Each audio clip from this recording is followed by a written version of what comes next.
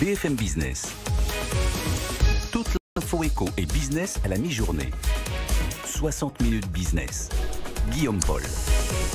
Allez, nous voici en direct dans 60 minutes business, en direct sur BFM Business. Elles font partie avec les cafés, hôtels, restaurants notamment, métiers de l'événementiel des secteurs les plus touchés par cette crise. Je parle des salles de sport qui, pour beaucoup d'entre elles, sont fermées. Alors pas depuis ce lundi, mais pour certaines d'entre elles, depuis déjà un certain temps. On va en parler avec l'un des acteurs de la profession, c'est Philippe Herbert, le PDG de Fitness Park Group, qui est avec nous quelques minutes. Bonjour Monsieur Herbert, rappelez-nous peut-être combien de salles Fitness Group en France aujourd'hui sont concernées?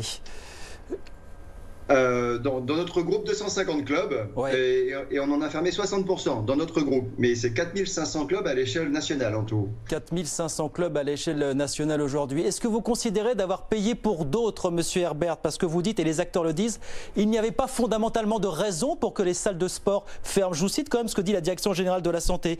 La pratique d'un sport génère une hyperventilation et la dispersion des gouttelettes potentiellement contaminantes. Est-ce que vous êtes d'accord de près ou de loin avec ce diagnostic, Monsieur Herbert? Non, parce que notre activité, c'est les salles de fitness. Donc à ne pas confondre, comme l'a fait malheureusement les autorités publiques, à ne pas confondre avec les sports de contact, où effectivement là, on mélange nos fameux aérosols, notre souffle, notre haleine, vous voyez. Nous, c'est très différent, on est statique. Il y a 2-3 mètres entre chaque adhérent qui s'entraîne. Il y a des systèmes de ventilation dans tous les sens qui traitent l'air en permanence, qui l'aspirent. Il y a des virucides sur chaque support. Donc on a un protocole vraiment qui fait de nos clubs un des lieux publics les plus sains. Et donc, c'est pour ça qu'on gagne en justice à plusieurs endroits, parce que le juge le comprend et nous permet de rouvrir nos salles. Et c'est aussi pour ça que dans la plupart des pays qui nous entourent, il ne faut pas aller chercher très loin, ils ont le droit de... Enfin, les salles restent ouvertes. Même si les niveaux d'alerte montent, les salles restent ouvertes parce qu'il en va de la santé publique. Est-ce qu'on peut garantir que, alors je vous entends très bien sur l'espace minimum de 3 mètres entre chaque personne, est-ce qu'on peut garantir, cela dit, quand on circule dans les couloirs d'une salle de sport, qu'à tout moment, inexorablement, on sera toujours à au moins 2 mètres de distance? C'est pas évident ça, Monsieur Herbert. Ça dépend de l'intensité des salles, effectivement, de la grandeur des salles. Il y a des petites salles. Quand on circule, on ne fait pas de sport. On est entre 2 exercices, on ne fait pas de sport. On a son masque quand on circule. Chaque adhérent a un masque avec lui.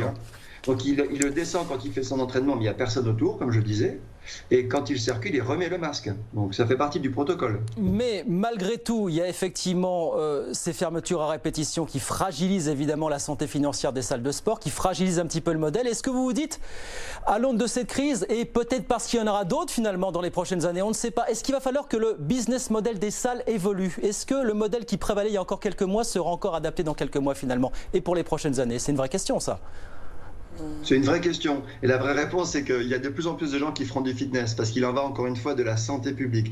On le voit dans tous les pays qui ont 20 ans d'avance sur nous en termes de maturité sur cette activité. Ils continuent chaque année d'avoir une progression exponentielle. Chaque année, ils ont de plus en plus d'habitants dans ces pays qui se mettent au fitness. Donc ça devient absolument le meilleur des gestes sanitaires pour en tout cas sa propre santé, pour se prendre en main. Donc là-dessus, il n'y a pas de souci sur le business. Et par contre, concernant ces habitudes que nous avons prises depuis peu sur les consignes de sécurité sanitaire, on va en conserver une partie, tout comme dans certains pays qui ont eu où la Covid a eu très peu d'effet parce qu'ils ont déjà eu ils ont mis en place pas mal de protocoles dans le passé et donc ils le vivent mieux que nous. Donc, mais la question, Monsieur Herbert, pardon, je vais grossir un peu le trait, mais est-ce que le modèle de la salle de sport ou les tapis de course, pardon de dire comme ça, sont alignés en randonnion ou alors les vélos, effectivement, les vélos d'appartement, est-ce que c'est encore possible pour vous? Est-ce que l'opinion va continuer effectivement d'aller dans les salles effectivement qui adhèrent à ce modèle? Le sport de masse, les grandes salles remplies après les heures de boulot par exemple. Est-ce que pour vous ça sera toujours d'actualité ça dans les prochains mois? Après le Covid, bien évidemment. Après le Covid, oui. Parce que les salles de sport, il ne faut pas oublier que c'est un des meilleurs lieux de lien de connexion sociale. Donc après la Covid, oui. Pendant cette crise, vous savez, les machines sont fermées. Il y a 1 ou 2 machines qui sont fermées pour garder cet espace. Mais après, évidemment, on va reprendre la vie normalement. Et puis, on remettra en place des protocoles plus sévères si toutefois une nouvelle épidémie devait arriver. Bien, en conclusion, est-ce que vous attendez un nouveau geste du gouvernement là, dans les prochaines semaines, les prochains mois pour passer cette épreuve, Philippe Herbert? On attend deux choses. La première, c'est qu'ils comprennent qu'il faut rouvrir les salles de sport parce qu'avec le protocole que l'on a, c'est un peu comme les restaurateurs. Nous avons nous-mêmes notre protocole. Si on peut faire la démonstration que nous pouvons l'appliquer correctement, il faut laisser rouvrir. Il y va de la santé publique, je me répète. Et puis la deuxième chose, c'est les aides parce qu'on a perdu 20-30% de notre clientèle.